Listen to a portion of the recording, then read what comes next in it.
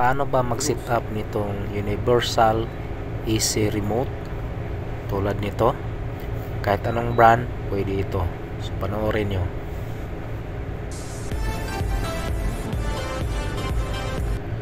So, paano ba mag-set up nito, guys? Ito yung universal easy remote. Pwede ito siyang gamitin sa lahat ng brand. So, kailangan lang natin i-enter yung code. So, ito yung step kung paano i-set up. So, ngayon, dito sa baba, meron kasing C begins code. So, ngayon, para mapagana siya, kailangan paganahin natin yung unit manually. So, ngayon, gumagana na yung unit. Pinutin lang natin yung set. Pag magbiblink na yung number sa baba, tulad nyan, naka number 1. So, enter natin. Tapos, itutok natin sa unit. I-switch off natin. So, hindi siya gumana. So, ilipat natin sa 2. Tapos, enter. Tapos, pindutin natin yung on. Tapat sa unit. Hindi pa rin siya gumana. Set na naman. Lipat natin sa 3.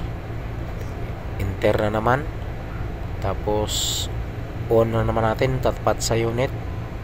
So, hindi siya gumagana. Lipat na naman tayo sa 4. Enter. Check natin yung on, ayaw pa rin. Ito yung step, guys, kung hindi natin alam yung code. Meron kasing code na kasama dito sa manual. Minsan wala yung brand. So ito meron LG. So hindi nakalagay dito 77. Yan, 4 yan sila.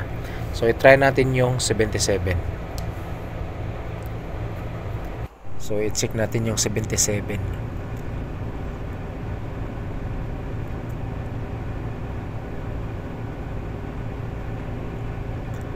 Tapos, i-enter natin. So, yan, tumunog na. Switch off natin. So, yan, nag-switch off siya. So, gumana na. Switch on natin ulit.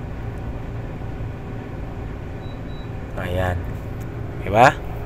So, 77 yung code ng LG ng brand. Minsan kasi, guys, wala din yung ano dito, brand na hinanap natin. Hindi kasama dun sa list ng manual.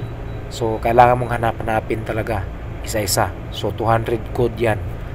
200 code yung kailangan mong daanan para mahanap yung code ng isang unit. So, i-check lang natin yung mode. So, ayan. Tapos yung speed ng fan. So yan, okay.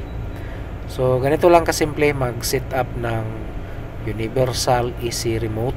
Pwedeng pamalit natin to sa lahat ng klaseng easy brand. Okay?